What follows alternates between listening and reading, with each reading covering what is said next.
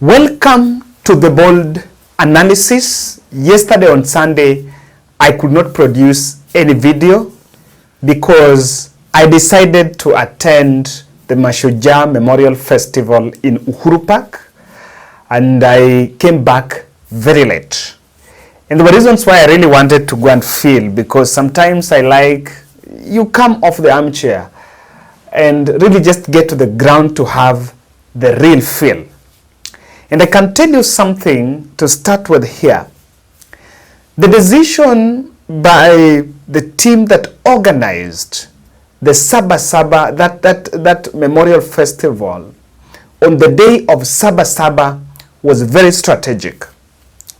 And the reason why it was the best decision is because the traditional Sabasaba, the one that was done, that has always been done, was actually on clamor for multi-party democracy. And of course, by Friday, there were already social media discussions that were going on for a Sabasaba movement, for a Sabasaba protest.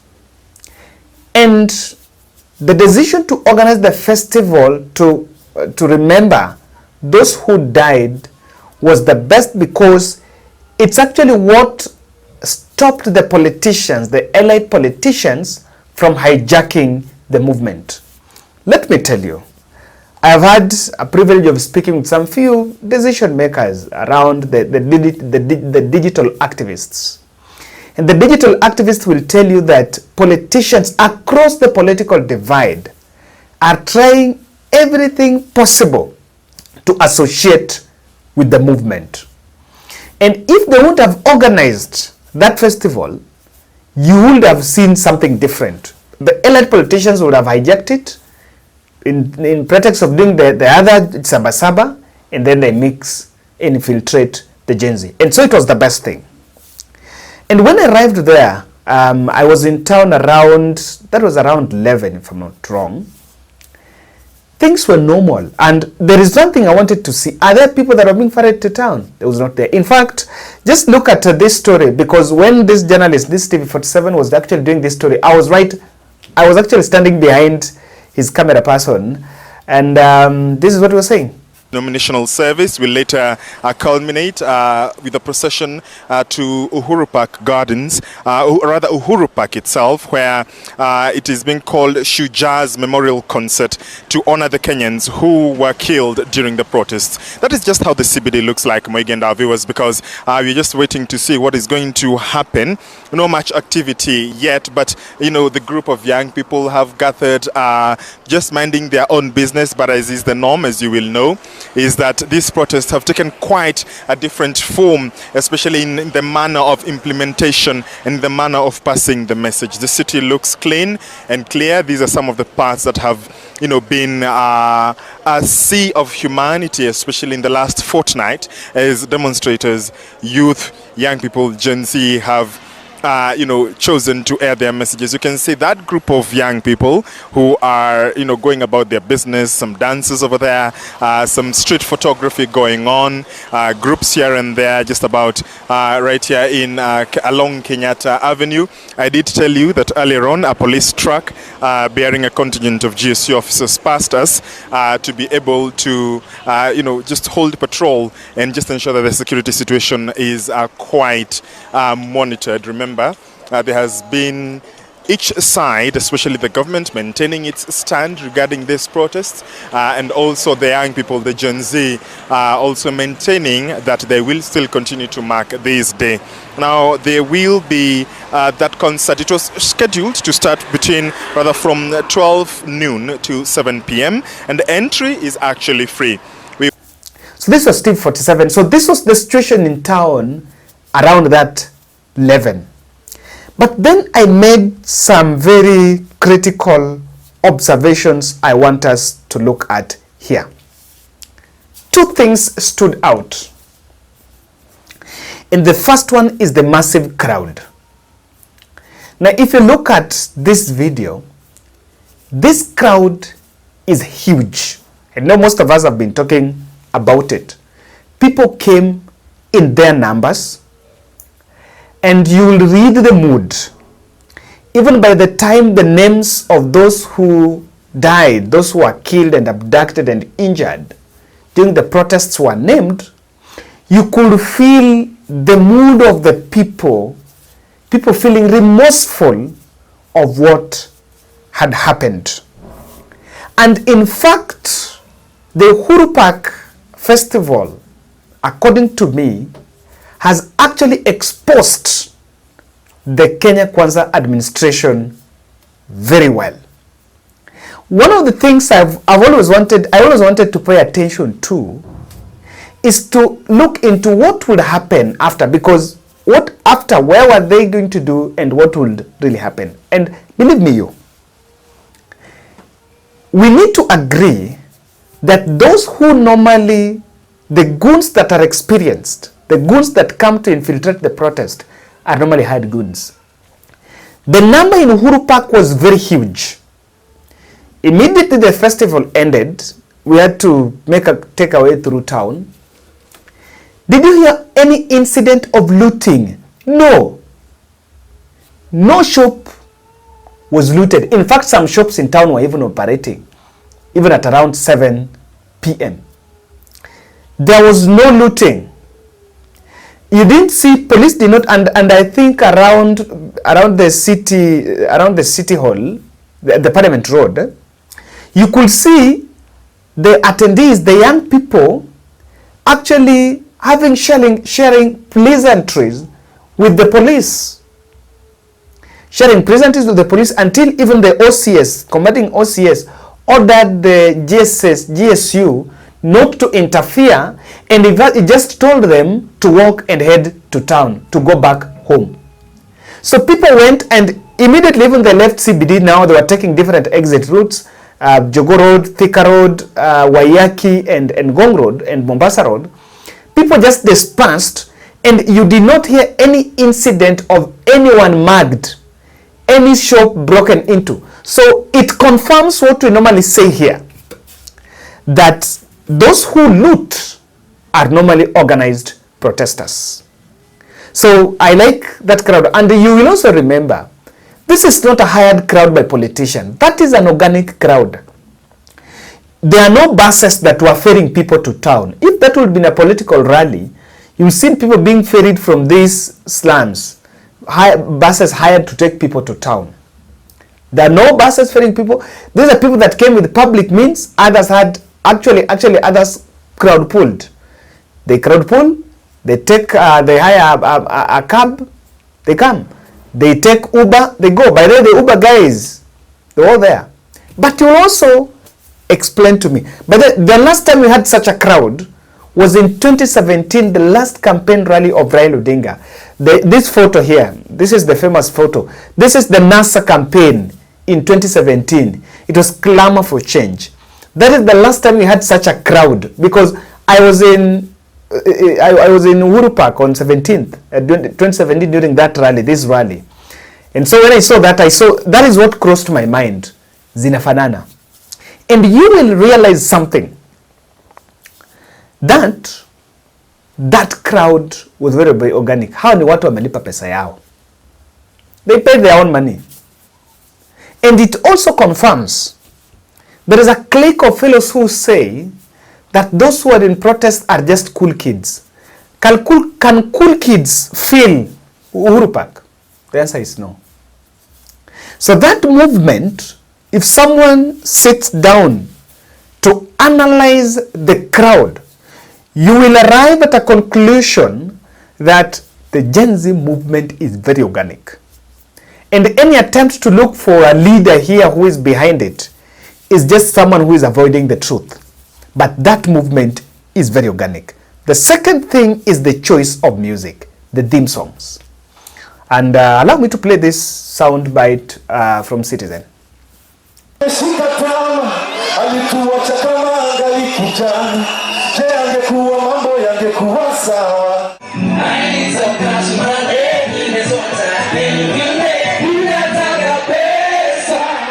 With 40 dead in the recent demonstrations fronted by this same spirit, the day was set aside for their remembrance.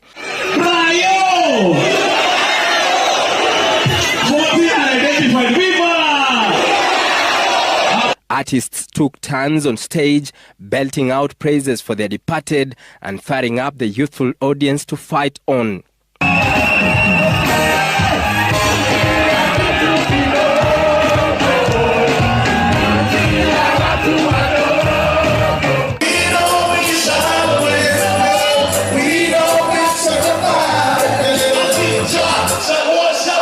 One by one, each through their craft, expressing their dissatisfaction with the government through lyrics, vocals and melody.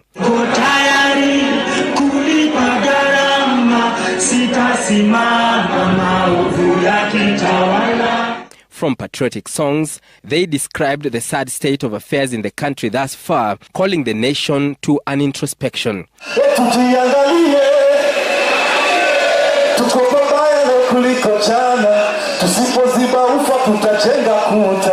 During the concert dubbed Shuja's Memorial Concert, those who died during the protests were honored as tens of crosses bearing the names of those killed, abducted and injured were displayed. The Kenya National Commission on Human Rights has put the number of deaths after the 3 weeks of protest at 41. Edith Wanjiro, whose son was shot dead by the police during the demos, narrating the tragic ordeal of losing a son. Dr. Kenyatta alikuwa ameshaniambia, ukimkosa huku kama kurudi jana, wewe enda kwanza, utaenda city, utaamua tu uende city muangalie mochari. Sasa vile nenda Mbagathi, nikamkosa, nikaamua kwenda city. Huko city ndio kwenye nilimpata. Her only message to the police: kwanza kwa wale polisi waliwao vijana wote, haki itendeke. Hiyo ndio kitu mimi ningesema sana. Some of those who attended the event also calling for speedy investigations into the police killings. Hao ni maheroes kwetu kabisa. Kwa sababu kasi wao, hizi kitu yote happen. So actually we buried someone called Andrew Mwasasi. He's 36 years old and it's such a painful thing.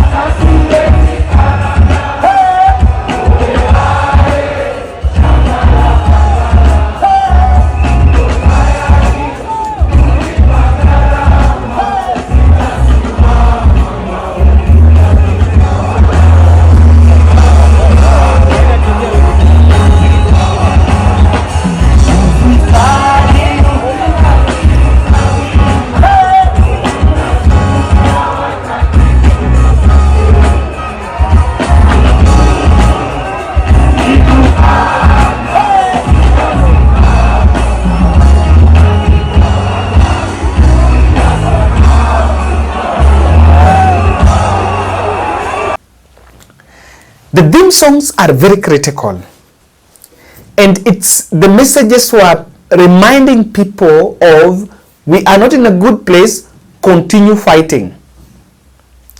That messaging was very deep, and you actually understand that clearly there are things that we need to put very right. So if you and you see with artists with that, it's clearly getting owned by the young people. What government and the NIS must ask themselves is, if these young people are paying money, using their own public transport, using their own means, to come and attend that funeral, will these people vote? The level of their participation, will it be there? The answer is yes. These fellows will come to it. But let me tell you, I managed to speak with, just informally, just discussing, talking about the finance bill. But critically, I think when I was walking around, I was just talking to people about the finance bill. What do you guys think about this? What do you guys think about this? Let me tell you, hapo kwa crowd, people are talking about the real issues. Let me tell you, somebody should not lie to you. Just peer talks, the peer speeches between the fellows in that crowd, they're talking about two things. How wase wametubeba ufala. Those are the things going on there. How wase wanaibado, how wase wanatutax na tuoni value ya hizo tax. Na tukienda kuprotest wanatuua. How wase wanaona sisi hatujui kitu tunafanya. As if sisi hatujaso. So there is that aspect of the people understand. So anyone who's sitting somewhere and saying, I listened to more comments saying that, you know, these young people don't understand what we are doing, and so we should explain ourselves more. As much as you want to explain yourself more, but something should not lie to you that those young people don't know what's going on. Now, after those observations, I want to look at the game changer. Why it will not be very easy even for William Ruto and the team to crash, or rather to crack, the Gen Z. There are some few aspects that are coming out, and I want you to watch that part. Very critical. The first challenge is the extrajudicial killings, abductions and arrests. That extrajudicial killing crusade is sparring emotions. When you look at this video, when young people were carrying crosses and they wrote the names of those who were killed, those who were injured, those who were arrested, those who were abducted, and you look at their faces, I'm telling you, it is actually amplifying. If there is something that NIS would want to be suppressed, is the emotions around the abductions. I may not be right here, but this is what I think is the position. Destruction of the property, you cannot compare that with a life lost. A car burnt, a shop looted can be restocked, a house can be reconstructed, but life cannot be brought back. I think I'm making my point. And why am I saying this? I'm saying this because whenever the president is told about life lost, he always reminds the country about goons that destroyed, according to him, criminals that destroyed properties. So what is happening here is the public feels, and the young people there feels, their protest was peaceful, legitimate, and no one needed to die. And so extrajudicial executions, before Kenya Kwanza knows, it will be right in the 2027 ballot. And if it gets to ballot, the government do not have a justification for any extrajudicial activity, extra-legal activity. The extra-legal arrests, abductions, and of course some of these people you are arresting are non-fellows. You know, you cannot compare abducting Oguda to going and abducting someone in the village, someone to people who don't, maybe some criminals, and you cannot compare. These are people who are in public. Some people are more popular, and these things remain in people's mind. So as the president tries to get back, one of the challenges is that you could see them carrying crosses and doing about it. The second aspect is the mutual aid to crowdsource financial resources. Of course, let me ask, Uhuru Park, for you to use Uhuru Park, you are paid, you are supposed to pay. But from what I've gathered from organizers, they did not pay. The county gave them. It was on a Sunday, and the county gave them. Despite of several calls from different corridors for them not to be allowed to secure, for them not even to secure Uhuru Park to do the festival, they were allowed. It also tells you that even within those who are those who are perceived to be against it are purely behind it. And lawyers and some medical doctors have been offering, during the protest, they were offering pro bono services. Mutual. Look at the resources around even organizing the festival. You cannot see where money came from. But let me tell you, there is something that Boni did. Boni said, Boniface Mwangi just announced, we are going to have commemorating this and this. You just need to come with your flower, carry a cross, carry yourself a cross, and name, write one person maybe in that. Then you come. And we also we're just working on the list of artists, those who are willing to support to come out. I'm telling you, those artists were paid, by the way. Artists has to be paid. No one did, they just came out. But what's easy? Someone can just come out and say, so and so, oh, Boni, how much do you need? I need so. So who do you need to support? Maybe I need artist X, Y, W, blah, blah. Then what you do, someone just pays that. So without a central source, without a central financier, it has become extremely difficult for government to pick representatives to be co-opted into some sort of negotiation. That's one thing I realized. People mobilized to pay even hospital bills, to give families something just for consolation, and to plan for the burials and every other expense. And these young people, the fellows that were killed are their peers. Some of them were their classmates. Some of them are their friends. I'm telling you, the mutual crowdsourcing in financial resources was a game changer. The other aspect, the mobilization across political party, in fact not across, no one went there because of the UDM Kenya Kwanza. The mobilization based on the issue, or rather the concern, the national concern, beyond party, ethnic lines, age, or social class, or anything, is a big thing. Why? Political parties in the next general election are not going to be, political party manifestos are not going to be the agents of change. The agent of change is the masses.